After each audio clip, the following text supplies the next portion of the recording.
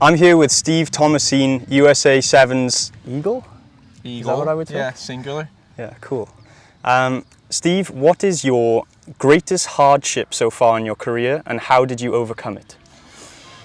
Yeah, my greatest hardship was, 4 tournaments into my career when I was 19. I tore my ACL in Las Vegas, came back from that one, and then about 6 months after I came back, I tore my other ACL. So within, 19 or 20 months, I tore both my ACLs before I was 21 years old. And, from the beginning of my first ACL tear, it was about 2.5 years before I played on the World Series again in an official tournament. I played with the USA Falcons a little bit, coming back through my injuries, but it wasn't until after the 2016 Olympics that I played on the World Series again. So, mentally during that time, there was a lot of, not so much doubt that I could ever do it, but it was more of the missing being out there with my teammates, missing going on tour. Every time they left, I was staying at home, and I kept telling myself, just stay disciplined, stay determined, continue to push, the time will come. And I think something that worked for me is I didn't have a plan B. At no point during my recoveries or during those hard times was I thinking like, okay, if rugby doesn't work out, what am I going to do next? Love that. It was always, I have to be, I have to play again. I have to get back out there. Like, that's the only option. I'm not going to give up on this and start to think about something else just because the times are hard. So, that. Where does that faith come from? That sort of desire to keep persisting, even though everything around you might feel like it's sort of, your head would have been filled with doubt, right, in those moments. So Yeah. It's how do you keep that faith that it's going to work out? I think it's a recognition that this is what I love. Right. And, I was lucky enough to find what I loved at a, early age. I debuted when I was barely 19 years old, and I knew even before I debuted that this is what I wanted to do. So, that knowing that I had found, my love, and, if I was gonna quit to go try to do something else, I knew I wasn't gonna love that the same way that I love to play, especially for this team. This team is my life. So that is, I guess, the faith that you're talking about Comes from there. It just comes from the love of playing and the love of being, on the World Series with my buddies. Like, I had felt that before I got hurt. Yeah. And so I wanted to feel that feeling again. So Yeah. that was the driving factor, was running out of the tunnel wearing the badge one more time. That's unreal, bro. And I've tried to keep that perspective throughout my career, because I've been someone that has lost it. Like, I lost it for 2.5 years, so I know how quickly it can go away. Yeah. So just being conscious of how blessed and how fortunate I am to get to wear the jersey. It's like every single game, every tournament is a blessing, because it can go away very, very quickly. Yeah. Yeah. In terms of the success you've achieved on the field, what do you think is the biggest contributor towards that?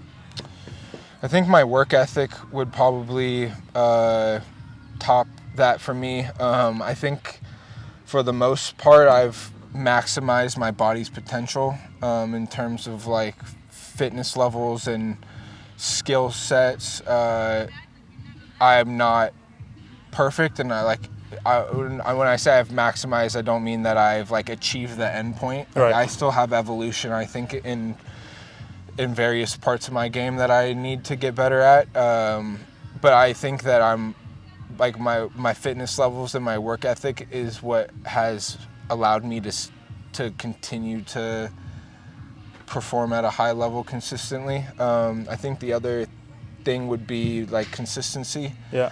On field. I think that's the hardest thing to do on the World Series personally, is play consistently. Yeah. And tackle. I think those are the two hardest things.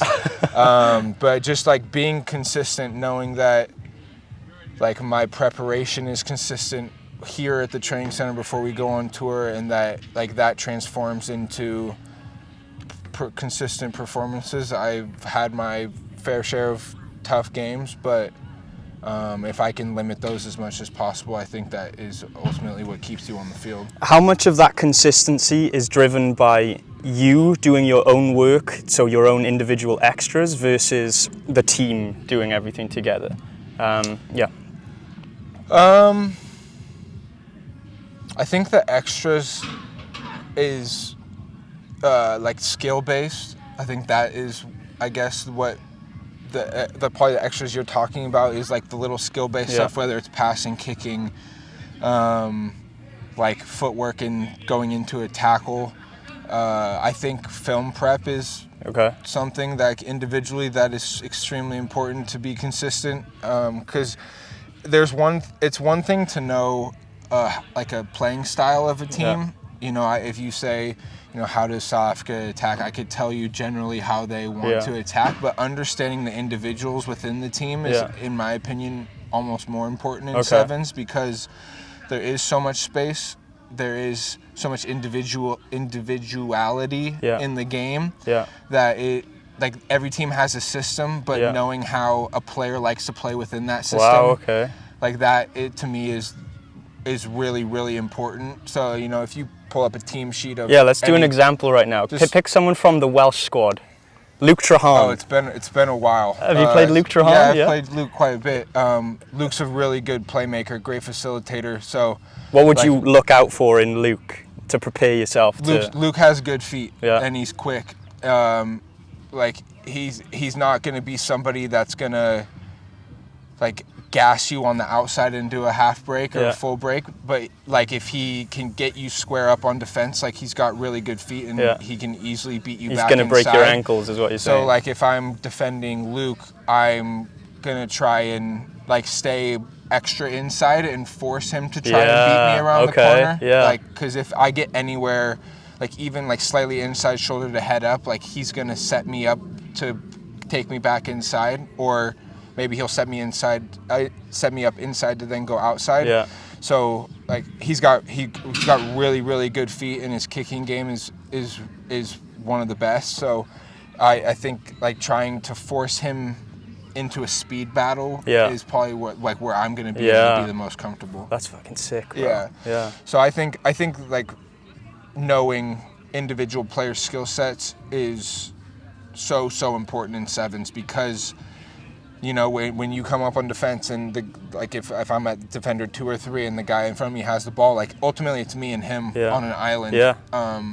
Like if he's good enough with his feet or speed, which like basically everybody on the World Series is elite in those one of those areas now. Like you have to know how you want to try and defend him, because then the next, you know, it may go 3 more phases and then it may be someone else.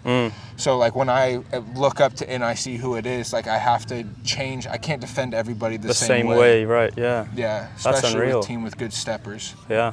I love the detail in that, bro. That's really insightful. Yeah, it's really interesting. It's just something I've learned over my career in defending. Is so difficult, and as the years have gone on, it's gotten more difficult because everybody's fitter, faster than I think that they were when my career started. So yeah, it's an interesting detail and way to look at it, but it's worked for me. So that's all I've got, dude. That was really good. Yeah. Thanks, man. Yeah. Appreciate that.